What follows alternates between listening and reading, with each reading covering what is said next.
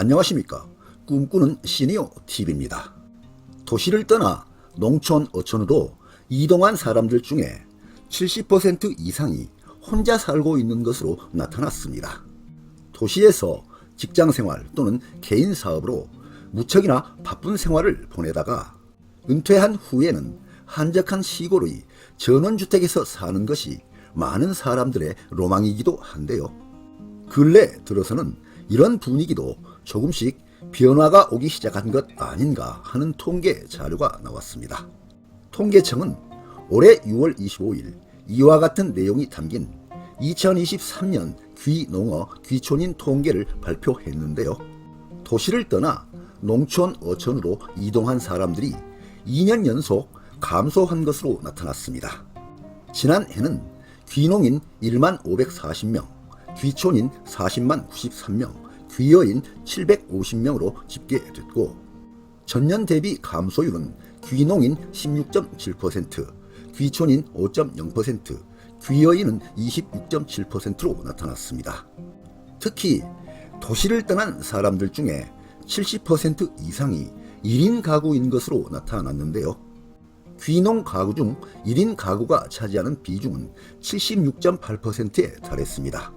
이는 전년 대비 1.5%포인트 증가한 수치입니다. 귀촌 가구 중 1인 가구가 차지하는 비중은 78.5%로 나타났고 귀여 가구 중 1인 가구가 차지하는 비중은 80.3%로 나타났습니다. 이와 같이 지난해는 농촌 어촌으로 이동하는 사람들의 숫자가 크게 줄어들었는데요. 통계청 관계자에 의하면 2021년에는 건강 위기로 인하여 소상공인이 어려워져 귀촌 인구가 크게 늘었는데 그 후 2년간 고령층 도시 취업자 수와 고용률 증가로 귀농 귀여 흐름을 주도하던 60대가 줄어든 영향으로 이동 인구가 감소하고 연령대도 낮아진 것으로 보인다고 설명했다고 합니다. 이와 같은 통계청의 통계 자료를 보면 은퇴 후 귀농 귀여하는 분위기도 많은 변화가 예상되는 상황입니다. 특히 2인 부부 가구가 아닌 1인 가구가 많은 비중을 차지하고 있는 현상은 귀농, 귀촌, 귀여를 결정할 때 부부의 의사가 다른 경우로 보여지기 때문에 시골로의 이동을 고려하고 계시는 분들에게는 많은 시사점을 보여주는 것으로 생각됩니다. 그리고 시골로 이사를 하게 되면 보통은 전원주택에서 거주를 하는 경우가 많은데요. 전원주택은 장점이 아주 많은 반면에 꼭 미리 알아두셔야 할 단점도 많이 있습니다. 전원주택의 장점에 대해서는 많은 분들이 이미 대부분 아는 내용이어서 여기서는 미리 알아야 할 단점 위주로 설명을 드리고자 하니 참고하시기 바랍니다. 전원주택의 장점, 단점입니다. 은퇴 후에는 많은 분들이 한 번쯤은 살아보고 싶어하는 로망, 전원주택. 숲과 나무가 있고 맑은 공기를 마시고 아침에 자고 일어나면 새소리가 들리고 가끔 친구 지인들이 찾아오면 집 앞의 잔디 마당에서 바베큐 파티를 하고 텃밭에 채소, 과일나무를 심어서 수확한 무공해 채소 과일을 먹으면서 건강도 지키고 우와, 정말 상상만 해도 기분이 좋아지고 꿈만 같습니다. 네, 충분히 이해되는 일입니다. 도시에서 바쁘게 살고 지쳐있는 많은 분들에게는 한 번쯤은 꼭 그렇게 여유있는 생활을 해보고 싶다는 상상과 기대감을 갖게 되고 또한 전원 생활을 하게 되면 실제로도 정말 많은 장점들이 있는 게 사실입니다. 그런데요, 이런 내용도 꼭 알아두셔야 됩니다.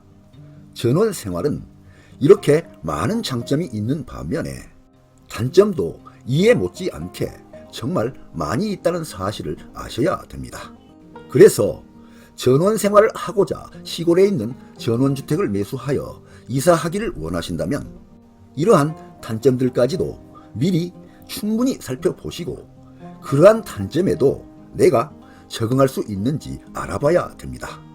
주변을 살펴보면 어떤 분들은 장점 위주로만 보고 단점을 너무 쉽게 생각해서 별 고민 없이 시골 생활을 시작한 후에 1년도 채 못 가서 다시 도시로 복귀하는 사례도 있습니다.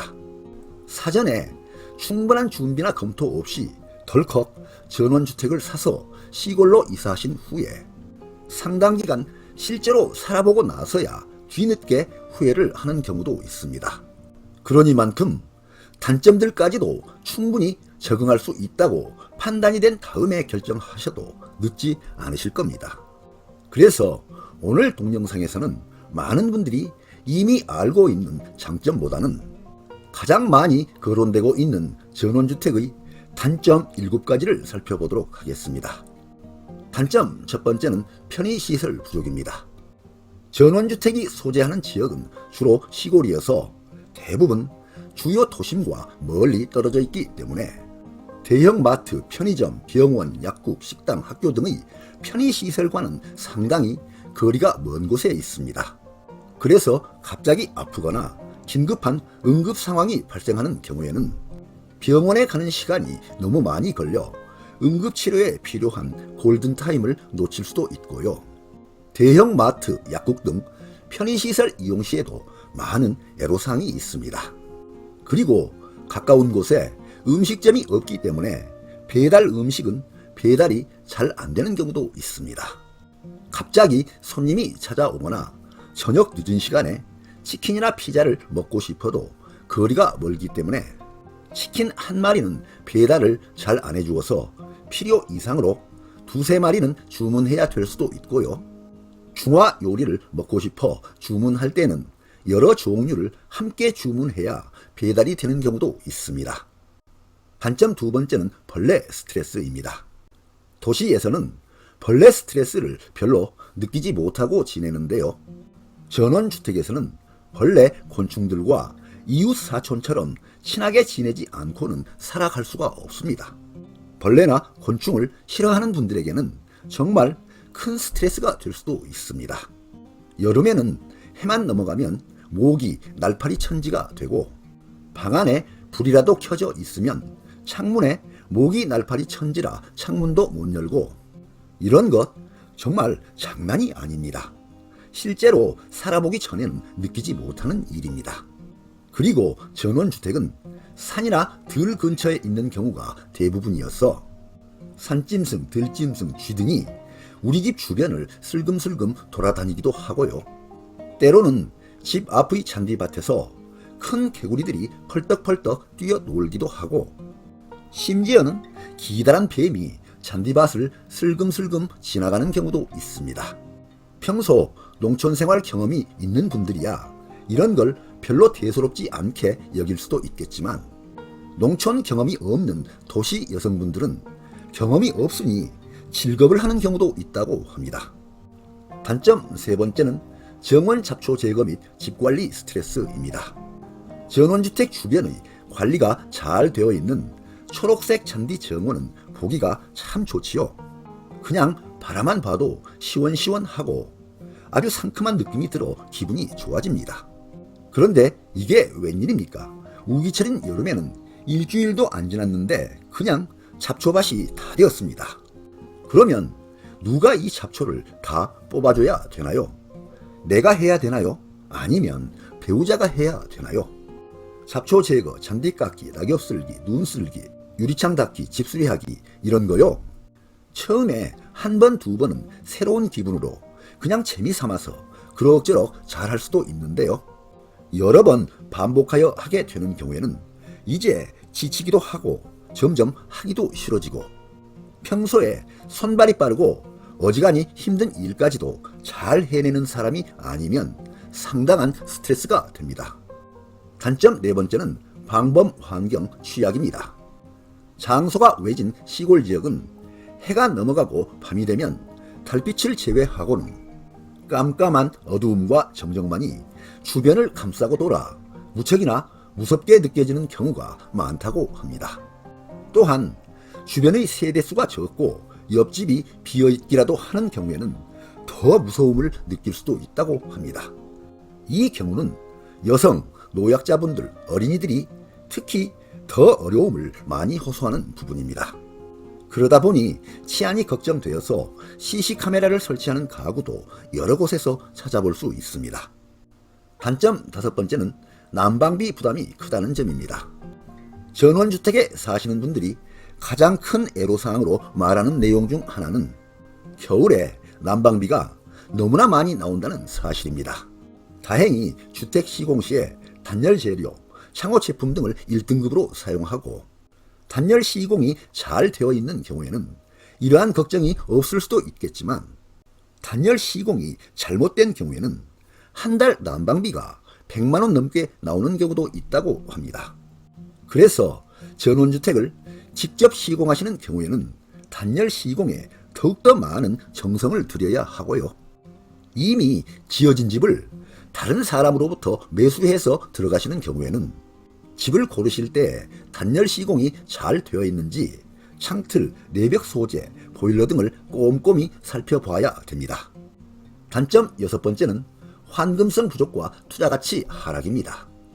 이번의 단점 6번째는 각각의 개인적인 재무적 상황에 따라서는 매우 중요한 내용이 될 수도 있습니다. 전원주택 살아보기가 한참 유행이었던 몇 년 전까지는 건축도 무척 많이 하고 거래도 빈번하게 일어났지만 어느 정도 유행이 지나고 열기가 식은 지금은 전원주택 거래가 그다지 활발하지 않습니다. 그러다 보니 전원주택은 시간이 한참 흘러가도 주택 가격이 거의 올라가지 않는 경우가 매우 많습니다.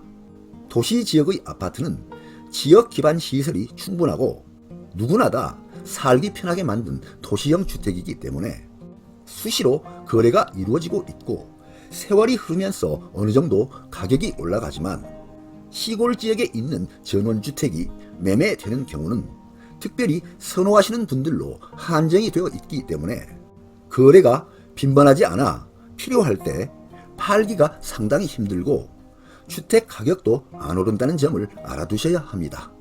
그래서 서울이나 대도시에서 집을 가진 분이 전원 생활을 위해 시골로 내려가고자 하실 때에는 가능하시다면 대도시에 있는 집을 팔지 마시고 임대를 내주고 시골로 내려가시기를 권장드립니다. 서울이나 대도시 등의 아파트 가격은 일반적으로 시간이 지나면서 대폭 올라갈 가능성이 있기 때문에 어느 정도 시간이 지난 다음에 꼭 필요할 때에는 다시 서울이나 대도시로 되돌아갈 수 있는 집은 남겨두셔야 합니다. 그렇지 않으면 몸이 크게 아프거나 부득이하게 대도시로 다시 되돌아가야 할 상황이 생겼을 때 서울이나 대도시 집값이 너무 올라가 있어서 되돌아가기가 정말 어려워질 수도 있기 때문입니다. 단점 7번째는 이웃과의 대인관계 어려움입니다. 전원 생활을 하시게 되면 동네 주변 이웃과의 친목 교류나 협조 관계가 무척이나 중요합니다. 도시에서는 이웃과 교류를 빈번하게 하지 않아도 지내는데 특별한 문제가 없는 경우도 있겠지만 시골 지역에서는 거주민 수가 적고 서로 자주 만날 기회가 생기기 때문에 이웃 주민들과의 친목 교류나 협조 관계가 필요하고 이웃 주민들과의 원만한 관계가 무척이나 중요합니다. 이웃 주민들과의 관계가 나빠지면 정말 지내기 힘들 정도로 불편해질 수도 있습니다. 어쨌든 나는 어떻게든 전원주택을 직접 매수해서 적극적으로 전원 생활에 매진하겠다라고 하신다면 그런 경우에는 아예 여기에서 평생을 살겠다는 각오로 단단하게 마음먹고 매수를 하셔야 합니다.